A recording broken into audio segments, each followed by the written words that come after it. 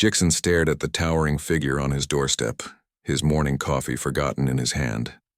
The Vryn Queen stood nearly 8 feet tall, her iridescent scales catching the early sunlight like a living prism. Behind her, a smaller figure, barely 6 feet, shifted nervously, her own scales a softer shade of violet. "Mr. Reeves," the Queen's voice rumbled through his chest cavity, her translator device rendering her clicks and hisses into perfect English. "I am Matriarch Sheara of the Vryn Collective. This is my daughter Elsa." Jixon blinked. "I'm sorry, there must be some mistake, and there is no mistake." Sheara's crystalline eyes fixed on him with unsettling intensity. "The galactic compatibility algorithms have spoken. You and my daughter share a genetic synchronicity rate of 94.7%, the highest recorded cross-species match in collective history." "The what now?" Jixon's coffee mug slipped from his fingers, shattering on the porch. Elsa winced at the sound, her scales rippling through shades of embarrassed purple and pink. "Mother, please," she whispered in accented English. "You said you would be diplomatic." "I am being diplomatic." Sheara turned back to Jixon. "I am not demanding immediate bonding. I'm giving you time." She placed a clawed hand on her daughter's shoulder. "I return in 1 solar cycle. When I come back, I expect grandchildren, plural." Before Jixon could form words, the Queen touched a device on her wrist and vanished in a shimmer of light, leaving Elsa standing alone with a single travel case. The silence stretched between them like an unbridgeable chasm. "She's always like this," Elsa finally said, her voice small. "I'm sorry. I tried to tell her humans don't do arranged anything." Jixon ran a hand through his hair. "Look, no offense, but I'm a civil engineer from Ohio. I design bridges. I can't, this is insane." "I know."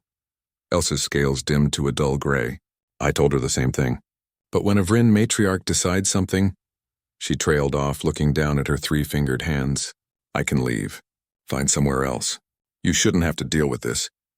Something in her tone, defeated, resigned, made Jixon pause. He thought about the human delegation's warnings when the Vryn first made contact. Their society was rigidly matriarchal, their traditions ancient and unyielding. Elsa was probably facing consequences he couldn't imagine. "No, wait," he sighed. "You can't just wander around with nowhere to go. Come in. We'll figure something out." 3 weeks later, Jixon discovered that living with an alien princess was nothing like the movies suggested. Elsa spent most of her time in his spare room, which she'd converted into a laboratory. She was a xenobiologist, specializing in what she called ecological harmonics, the way different species environments could be merged without destroying either. "Your Earth has 8.7 million species," she explained one evening, her scales brightening to enthusiastic gold as she showed him holographic projections. "But you're killing them so quickly. In my research, I found 17 Earth species that could be saved by introducing Vryn biosynthesis techniques. 17 species that would be extinct in 5 years otherwise." Jixon leaned forward, studying the data. "This is incredible. Have you shown this to anyone?" "Who would listen?" Elsa's scales dulled slightly. "I'm the matriarch's daughter. Everyone assumes I'm just playing at science, waiting to inherit a throne I never wanted." As the weeks passed, Jixon found himself looking forward to their evening conversations. Elsa had a brilliant mind trapped in impossible circumstances. She asked endless questions about human engineering, fascinated by how humanity built upward instead of downward, how they conquered vertical space while Vryn burrowed deep into planets. "Your species is remarkable," she said one night, gazing at his bridge blueprints. "You have such short lives, yet you build things meant to outlast you by centuries. Vryn live 300 years, but we build for now. Humans build for forever." "We're stubborn," Jixon admitted. "Someone tells us something can't be done, and we take it as a challenge." Elsa's scales shimmered with something like admiration. "Yes, the collective learned that quickly. When the Vryn conquered 17 systems, humans were the first to say no. The first to fight us to a standstill. The first to make us think maybe conquest wasn't the only path." "Is that why your mother chose a human?" "Partly," Elsa hesitated, "but also because she's seen how her empire is stagnating. We need something humans have, that defiance, that creativity, that refusal to accept limitations." On the 53rd day, Jixon found Elsa crying in her laboratory, or the Vryn equivalent, her scales pulsing rapid patterns of distress. "What happened?" My mother sent a message. Elsa's translator crackled with emotion. She's returning in 2 weeks.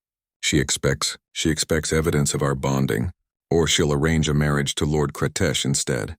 He's 200 years old and has 5 other mates. Jixon felt anger flare hot in his chest.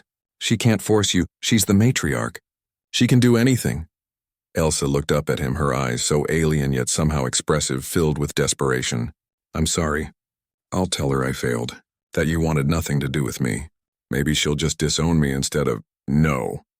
Jixon surprised himself with his vehemence. We're not giving up. You want to know what humans do best, Elsa? We find the third option, the one nobody else sees. He spent the next week in frantic research, making calls to every lawyer, diplomat, and xenologist he could find.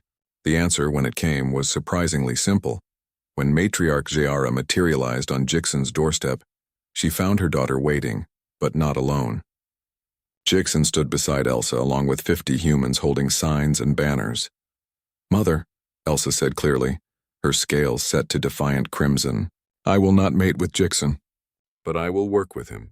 We're founding the first human Vryn Research Institute, combining our species' knowledge to solve problems neither could alone. This is not what I commanded, Jayara began. With respect, matriarch, Jixon interrupted, stepping forward. You wanted your daughter to bring something valuable from humanity. She has, not genetic offspring, but something better, a legacy that will benefit both our species for generations. He gestured to the crowd. These are Earth's brightest minds. Biologists, engineers, physicists, all willing to work with Elsa. The institute launches next month. We already have funding from 12 governments and 3 corporations. Jayara's scales rippled through confused colors. You defied me. We found a better way, Elsa said softly. Isn't that what you wanted? For me to learn from humanity? For a long moment the matriarch stood silent. Then, impossibly, her scales shifted to warm amber, Vryn laughter. Perhaps, she said slowly, I chose more wisely than I knew. She looked at Jixon. You taught my daughter the most human lesson of all. When the game is rigged, change the rules.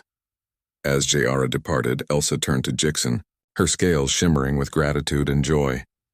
Thank you, she whispered. That's what friends do, Jixon replied.